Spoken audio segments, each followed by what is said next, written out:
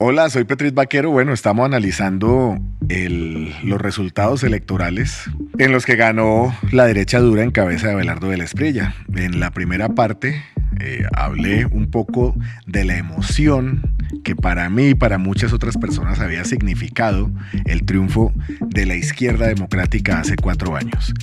Y en la segunda parte estuve hablando un poco de lo que fue el gobierno de Petro, de las muchas dificultades que tuvo, de las contradicciones, que bueno, se trataba de no profundizar mucho, pero se habló de eso contextualizándolo en la campaña electoral. Ahora vamos a hablar, ya para terminar, bueno, de las campañas de Cepeda y de la Espriella. Es decir, de ese pulso político electoral que se ganó o se perdió, dependiendo del lado en el que uno esté, por menos del 1%. Entonces, bueno, primero hablemos de Iván Cepeda y de una campaña que al final sí se despertó. Ya dije en una ocasión que después de la batalla o del partido, todos somos generales o técnicos de fútbol. Pregúntenle a Carlos Antonio Vélez, bueno, a cualquier comentarista deportivo. Y lo dije porque evidentemente leer el periódico de ayer para decir lo que se debía haber hecho después de conocer los resultados es obviamente muy fácil. Aunque bueno, pues también es inevitable porque es la manera en que todos intentamos entender el mundo y por supuesto también el camino que queremos transitar para el futuro. Es claro, por supuesto, que la campaña de Iván Cepeda para mí, Cepeda es la única figura de alcance nacional que le queda a la izquierda colombiana, estuvo llena de aciertos, aunque también de errores. Y claro, como no ganó, esos errores están siendo magnificados por los profetas del pasado, como seguramente lo soy yo en este momento. Porque dicen, bueno, ¿y por qué no lo dijo antes? No, pero sí hubo cosas que dije antes. Ya se habló extensamente del carácter serio, frío y taciturno de Cepeda y de su renuencia a mostrarse diferente a como ha sido siempre, lo cual, al menos hasta la primera vuelta, parecía una estrategia correcta. En esa medida, Cepeda fue mucho más purista, para lo bueno y para lo malo, y mucho más purista que Petro hace 4 años, con una campaña que no contó realmente, al menos abiertamente, con los operadores políticos tradicionales y que, a pesar de recorrer exitosamente gran parte del territorio colombiano, puso en evidencia su forma de ser, que sigue siendo, en el contexto de un debate público cada vez más agresivo, una fortaleza, para mí eso es una fortaleza que lo hace parecer realmente un guerrero zen que seguirá siendo muy valioso en todos los escenarios en los que participe. Vale decir que entre todas las fortalezas que no se aprovecharon, me sorprende que Pilar Rubio, la esposa de Cepeda, no haya salido a relucir sino solamente después de la primera vuelta. Pues si bien muchos dijeron, es decir, muchos dijeron que antes no había salido porque trabajaba en la JEP y que por eso no podía aparecer públicamente, pero pues es evidente que ella debía haber renunciado más temprano y apoyar abiertamente la campaña de su marido. Pues es que es evidente, y la vi en varias entrevistas, que su poderoso camino recorrido, su compromiso con la defensa de los derechos humanos, su gran trabajo de base con las comunidades y los procesos feministas, entre otras cosas, incluyendo su imagen agradable, fresca, de mujer moderna, académica, luchadora, eran sin duda un plus que habría contrastado positivamente con la, digamos, tradicional imagen de la esposa del candidato rival, ¿no? Digamos, la mujer de casa, sí, mucho más joven que él, etcétera. Bueno, en fin. Es cierto también que Cepeda cometió el grave error de no asistir a debates. Y pues obviamente uno entiende que en su momento, por ejemplo, yo digo, alguien como Iván Duque no hubiera querido hacerlo. Pues evidentemente tenía todo para perder frente a alguien curtido en esas lides como lo era Gustavo Petro. Pero en el caso de Cepeda, quien lleva una larga vida parlamentaria, y pues sí, uno dice, optó por no desgastarse, pero creo que falló. Y falló porque tenía todo para salir avante, sobre todo para desmontar ese montón de mentiras que obviamente en una contienda degradada dijeron sobre su supuesta cercanía, o la de su padre, el asesinado senador Manuel Cepeda, con la guerrilla de las FARC. Las de antes, vale decir, y las supuestamente actuales porque algunos, obviamente con intenciones políticas, creen que todavía existen. Y eso no lo podían sustentar, pero lo decían. Hubiera sido bueno que Cepeda lo desmontara fácilmente en algún debate, como lo vimos haciéndolo en varias entrevistas. Además, pues cuando fue imperioso para Cepeda el debate ya en el contexto de la segunda vuelta, ahí sí de la Espriella sacó todas las excusas posibles y finalmente este no se hizo. Lo cual fue la embarrada. Yo estaba convencido de que en segunda vuelta sí iba a haber al menos un debate. Claro que Cepeda estaba en gran medida, y hay que decirlo, atrapado, pues no podía ser crítico con el gobierno que lo apoyaba, el de Petro, que lo apoyaba con creces, ni siquiera alejándose de algunos temas que generaban serios cuestionamientos como el de la Asamblea Nacional Constituyente. Y que yo critiqué, yo nunca entendí esa idea. ¿Para qué? De hecho, luego de la primera vuelta, Cepeda, que realmente nunca expresó respaldo real a esa propuesta, aunque tampoco se desmarcó tanto, se distanció tanto al respecto, aclaró que esta no sería parte de su programa, lo cual quedó como una reculada más por razones electorales o electoreras que por una convicción verdadera. Mejor dicho, el candidato de la izquierda cargó con el peso de un gobierno que tenía conflictos con muchos sectores, así como dificultades para la planeación y ejecución de políticas manifiestas en funcionarios y contratistas que realmente no estaban preparados ni técnica ni emocionalmente para ocupar determinadas posiciones. Y yo, un día de estos podré contar algunas cosas al respecto, pero ahorita no. A la vez, ya se ha dicho mucho que el candidato de la izquierda fue rodeado por un núcleo muy cerrado que no se sale de su burbujita, incluso después de la derrota, siendo el mismo sector que anda clamando, gritando que hubo fraude después de los resultados que el propio Cepeda reconoció, por ejemplo. A pesar de todo, hay que decirlo, es claro que en la segunda vuelta electoral la campaña de Cepeda se despertó con fuerza, con el gran impulso de mucha gente joven que tiene gran incidencia en canales digitales y que llenó las redes de videos, entrevistas, canciones, reflexiones, marchas, performance, bueno, muchas cosas más, lo cual demuestra que es necesario darle paso a formas más coloridas, impactantes y alegres. Además, en estos contextos de las herramientas digitales, virtuales, que nunca deberán dejarse de lado en cualquier proceso electoral del futuro. Y digo esto porque así como en la primera vuelta se falló, evidentemente, en la segunda creo que todo se hizo muy bien, o bueno, todo no, pero muchas cosas se hicieron muy bien, al punto de estar realmente cerca de remontar. Estuvieron muy cerca. De hecho, Cepeda consiguió que gran parte del denominado centro votara por él. Y eso se dudaba en algún momento. Y en eso es plausible la postura de Claudia López, quien volvió a ser la analista aguda, contundente y brillante del pasado, que decidió dar su respaldo a la izquierda, sin no pocas críticas, claro está, sobre todo al gobierno de Petro, con el que tuvo una relación muy poco chévere. Y claro, por supuesto, indudablemente, no hay nada más que decir. Volvió a ser cuestionable y criticable, aunque de todas formas predecible la actitud de Sergio Fajardo, quien a pesar de tantas cosas que dijo previamente, continuó siendo el mismo tibio del pasado y así se va a quedar. Bueno, ¿volverá Cepeda en 4 años? No se sabe. Y seguro que la tusa que tiene todavía es fuerte, porque en algún momento estaba convencido de que iba a ganar, incluso en primera vuelta. Pero es claro que el haber obtenido la impresionante cifra de 12.708.312 votos, es decir, perdiendo por menos del 1%, es un aliciente para hacer un trabajo juicioso y serio durante los 4 años que vienen, actuando como una oposición real, seria y muy responsable, que ojalá ayude a subirle el nivel al debate político que está tan abajo en la actualidad.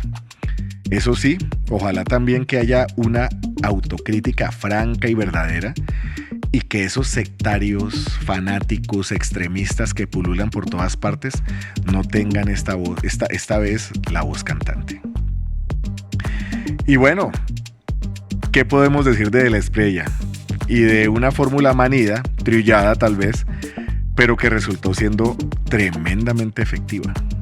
Muchas cosas.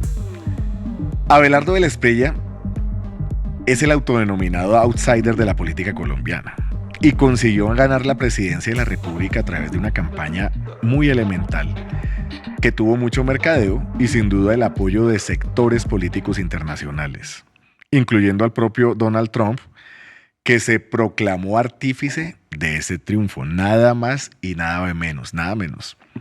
Su lema básico, firmes por la patria, que muchos repetían como un mantra, así como la imagen de tigre, numerosas veces replicada o construida por la inteligencia artificial, a pesar de que jamás nadie antes le hubiera dicho así. Yo no creo que nadie le hubiera dicho tigre antes. Y era obviamente la imitación de la campaña de Milei en Argentina. Pues todo eso sirvió para que un montón de seguidores decidiera dar su voto por el candidato de la derecha dura. Esto se vio reflejado en acciones efectivas como el uso del saludo militar, así el propio candidato nunca hubiera prestado servicio, y la instrumentalización de símbolos como el himno nacional y sobre todo la camiseta de la Selección Colombia de fútbol, que francamente desde hace varios años ya había sido apropiada por sectores de derecha.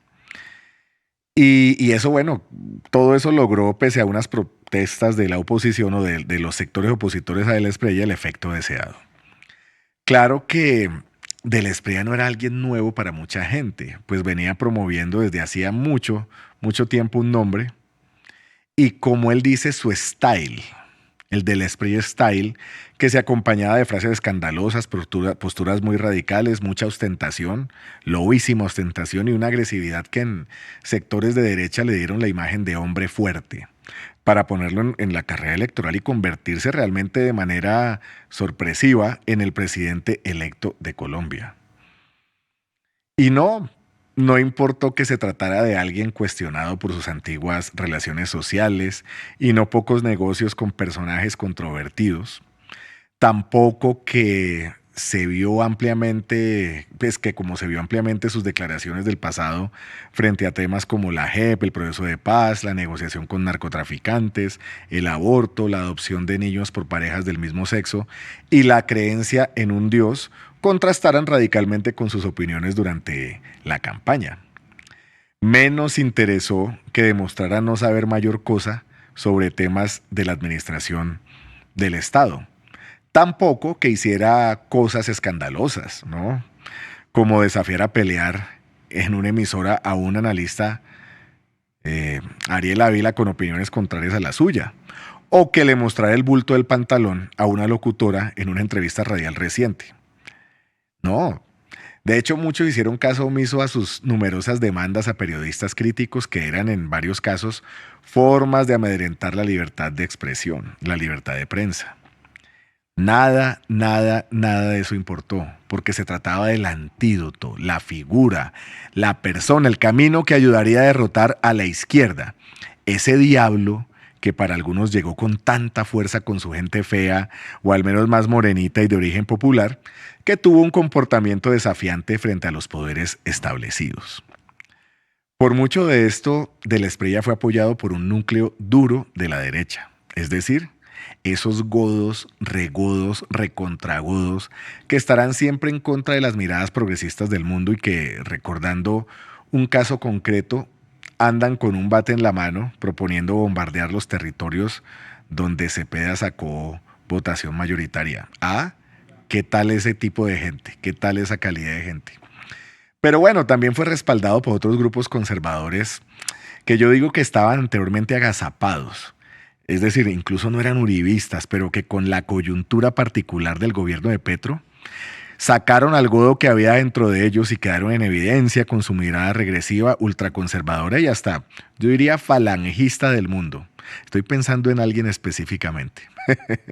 Y por supuesto, contó con el impulso de gran parte de las iglesias cristianas que se han convertido claramente en uno de los más poderosos fortines conservadores del continente.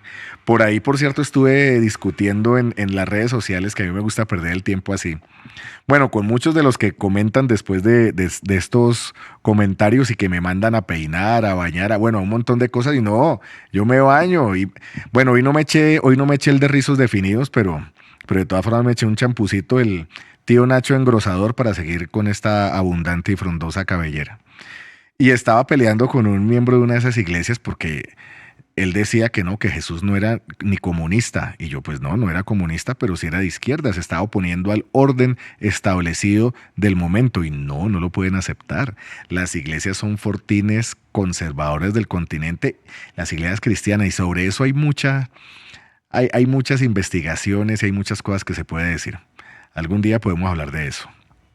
El caso es que, bueno, mejor dicho, el Espriella abrazó las premisas de la derecha radical, que obviamente no es una sola, hay muchas derechas y muchas derechas radicales.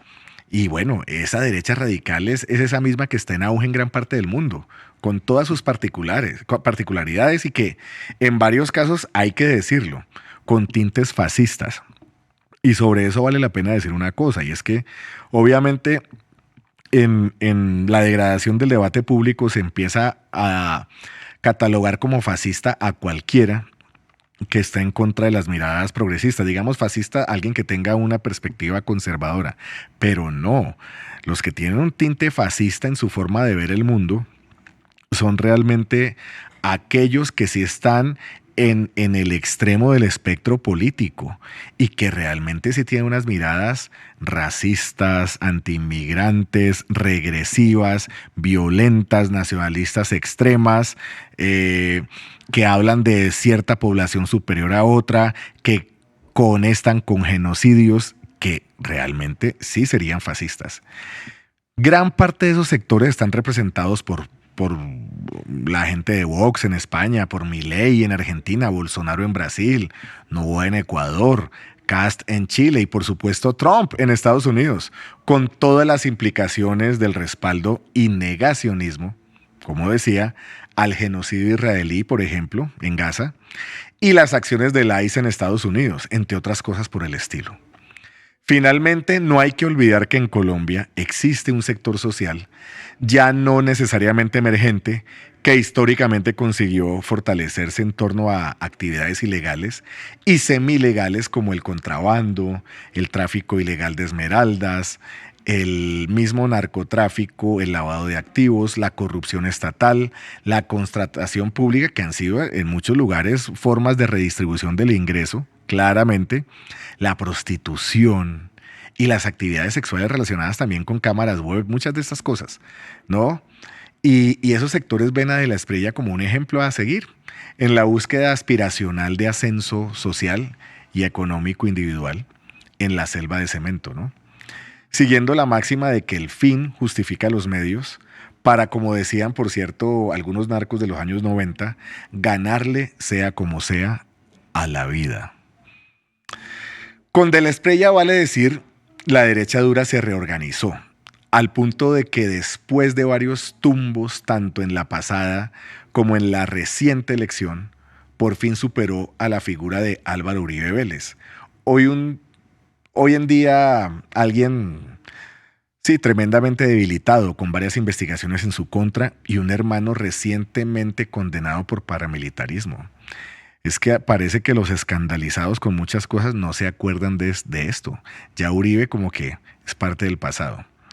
Y es que De la Espriella es alguien hecho a pulso y con una agenda propia, al punto de que estoy seguro de que existen abelardistas genuinos, a diferencia de lo que pasaba, por ejemplo, con Duque o con Juan Manuel Santos, pues yo creo realmente que salvo contadísimas excepciones, sí, la mamá, la esposa, los hijos, yo no creo que existan verdaderamente duquistas o santistas. Eso sí, tengo que decir algo con respecto a ese cuento trillado que algunos repiten deseando que a De la Espriella le vaya bien, porque dicen que si a De la Espriella le va bien, le irá bien al país. Y no, eso no va conmigo, yo no estoy de acuerdo, porque si a De la Espriella le va bien, será con esas políticas que ha anunciado que quiere implementar frente al fracking, la fumigación aérea con glifosato, La supresión de la educación pública, bueno, eso lo decía Polo Polo, pero ¿qué tal Polo Polo de viceministro de algo? Bueno, los bombardeos indiscriminados en determinados territorios, las demandas a sus críticos, demandas, sí, que les ponía, la supresión de un montón de entidades públicas con sus consabidos cargos, la liberación de la compra y el porte de armas para la población, qué peligro. Y sobre todo, eso que dijo de destripar al que piensa diferente y francamente, yo no quiero que me destripen. O bueno, o será que como ha hecho tantas veces, como ha ocurrido tantas veces, otra vez de la espera cambiará de opinión. En este caso me late que no será así, pero seguramente muy pronto nos daremos cuenta.